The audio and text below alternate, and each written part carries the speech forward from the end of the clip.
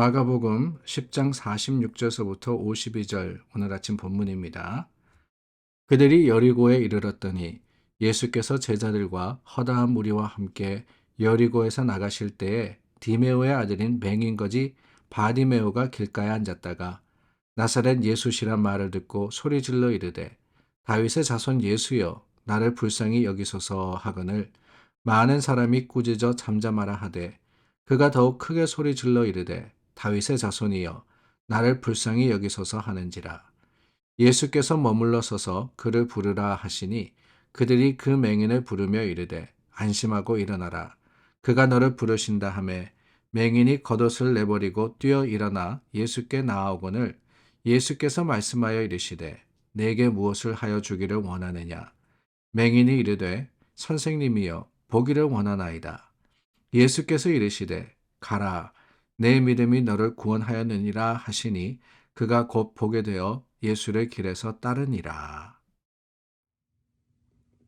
오늘 본문은 우리가 너무나도 잘 알고 있는 맹인 바디메오가 고침을 받은 내용입니다.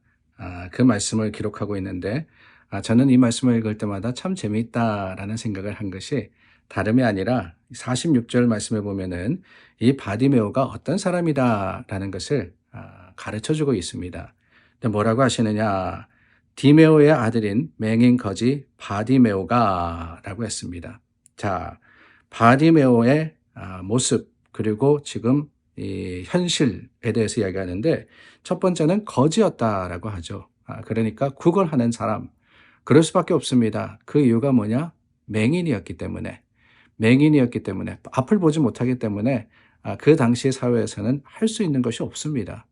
일을 할 수도 없고 어떠한 이 제도가 있어가지고 도움을 받을 수도 없는 그런 상황 속에서 바디메오가 할 수 있는 게 뭐냐?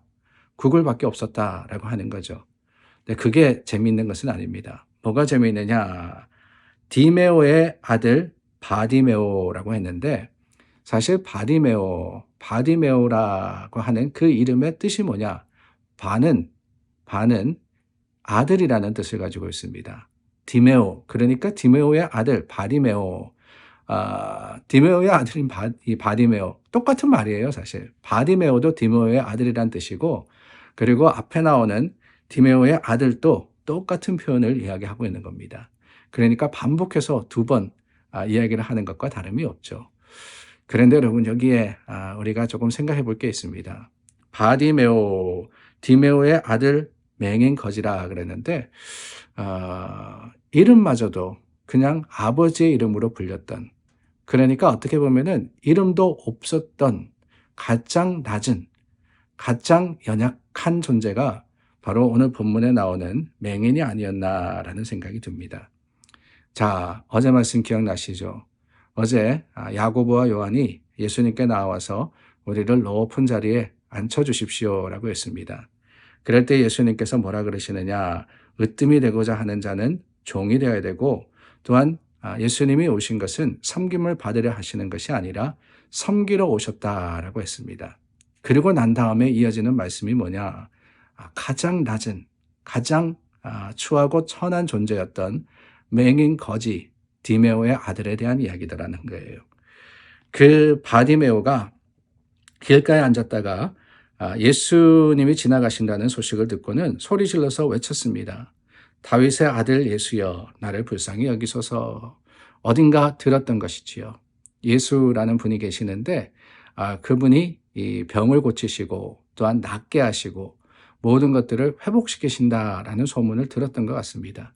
그런데 앞을 보지 못하니까 감히 그 예수님을 찾아갈 수는 없었는데 마침 예수님이 이 바디메오의 곁을 지나가고 계시는 거예요. 여러분 얼마나 좋은 찬스입니까? 그때와 기회를 이 바디메오가 잡지 않을 수가 없었습니다.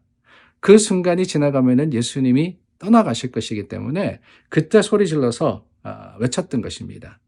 물론 그것에 대해서 많은 사람들이 잔소리를 했죠. 꾸짖어 잠잠하라라고 했다 그랬습니다. 그러나 멈추지 않고 바디메오는 예수님을 불렀을 때 예수님께서 그를 돌아보시고 낫게 하셨음을 우리는 말씀을 통해서 보게 되는 겁니다. 오늘 말씀 속에서 우리가 찾을 수 있는 교훈이 무엇일까요? 저는 다름이 아니라 때와 기회를 잘 잡는 것, 그게 지혜다라는 것이 아닌가 하는 생각이 듭니다. 고린도후서 6장 2절 말씀에 보면은 보라 지금은 은혜 받을 만한 때요 지금은 구원의 날이로다라는 말씀이 있습니다. 지금 언젠가 모든 것들이 잘 맞아떨어질 때가 아닙니다. 지금이 바로 은혜 받을 만한 때고 지금이 구원의 날이다라고 하셨습니다. 여러분 지금이라는 것, 오늘 우리가 화요일 아침 이 하루를 시작을 했는데 오늘 한번 생각해 보시기를 바랍니다. 여러분 얼마나 분주합니까? 아침부터 아이들 학교 보내셔야 되는 분도 계시고요. 여러 약속에 있는 분도 계시고 그것만이 아닙니다. 문제와 어려움들 때문에 골치 아파하시는 분도 계십니다. 병원 가셔야 되는 분도 있으시지 않을까라는 생각이 듭니다. 그리고 바쁜 분주한 이런 하루를 살아가야 하는 많은 분들이 계시는데 지금 여러분 오늘 한번 생각해 보시기를 바랍니다. 내가 은혜 받을 준비가 됐냐? 내가 구원의 놀라운 감격으로 살아갈 이 하루의 준비를 하고 있냐라는 것을 말입니다. 오늘이라 그랬잖아요. 오늘, 지금이라 그랬거든요. 지금이 그런 때인데 우리가 여러 가지 세상의 분주함과 체면과 또 어떻게 생각하면 상황에 대한 이유 때문에 그 기회를 잡지 못한다 그러면은 얼마나 안타까운 일이겠습니까? 바리메오는 그랬습니다. 예수님이 지나간다라는 이야기를 듣고는 그 기회를 잡습니다. 절대 놓쳐서는 안 되는 기회지 않습니까? 이 한 번이 지나가면은 언제 예수님이 그 길로 다시 가실는지 알 수 없습니다. 그 이후로는 오시지 않을 가능성이 더 많습니다. 그렇기 때문에 그 순간 지금이다. 미루지 않고 서둘러서 예수님을 불렀던 것이지요. 오늘 우리도 주님의 말씀 앞에 설 때 바로 그 신앙의 기회를 잘 잡아야 되지 않겠습니까? 이렇게 하루를 말씀으로 시작하시는 거 여러분 기회 잡은 겁니다. 그러나 이 순간만이 아닐 겁니다.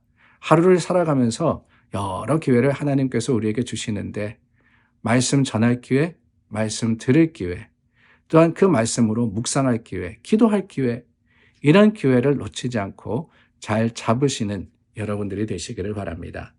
그런데 여러분 기회를 잡기 위해서 우리가 나선다 할지라도 세상에는 넘어야 하는 여러 가지 장애물들이 반드시 있습니다. 오늘도 그렇잖아요. 사람들이 꾸짖어서 잠잠하라 그랬습니다. 방해했습니다. 시기하는 사람이 있을 수도 있습니다. 그럴 때 어떻게 해야 되느냐? 포기하지 말아야 되는 거예요. 여전히 열심과 수고함으로써 기회를 잡을 때 하나님께서는 오늘 우리에게 더 큰 믿음의 능력으로 더하시리라 믿습니다. 그리고 마지막으로 한 가지 우리가 생각해야 될 것은 그 기회를 붙잡았을 때 여러분 분명히 아셔야 돼요. 하나님께서 우리에게 주시는 기회를 통해서 내가 무엇을 원하느냐 확실해야 합니다. 예수님이 이 바리메오를 부르셔가지고 물었습니다. 무엇을 원하느냐라고 말입니다. 여러분 예수님께서 오늘 짠 하고 여러분들 앞에 나타나셔가지고 내가 너 기도의 응답으로 왔다. 뭘 원하니? 라고 하시면 뭐라고 하시겠습니까? 분명히 알아야 돼요. 기회가 한 번밖에 없다면 어떻게 하시겠어요? 준비해야 되지 않겠습니까? 내가 원하고 내가 바라는 그 한 가지 주님 안에서 말씀으로 붙들고 그 말씀 가운데 우리가 소망하다가 주님의 때가 되면은 주님께 아뢰어야 하는 것, 그게 지혜가 아니겠습니까? 바리메오는 그랬습니다. 내가 보기를 원하나이다. 예수님께서 뭘 원하니 그랬을 때 명확하게 소망과 그 비전을 주님께 제시했던 겁니다. 오늘도 저와 여러분 그 분명한 목적 가지고 하루를 살아가는 지혜로운 사람들이 될 수 있기를 간절히 소망합니다. 기도하겠습니다. 참 좋으신 하나님 말씀으로 오늘 하루를 살아갑니다. 주님 우리 가운데 임하시고 하나님의 능력과 그 거룩하심으로 채워주시옵소서. 예수님 이름으로 기도드립니다. 아멘. 여러분들의 삶의 터전에서 주님 찾아오십니다. 그 주님을 놓치지 않는 참 하나님 앞에 지혜로운 자들이 될 수 있기를 간절히 소망합니다.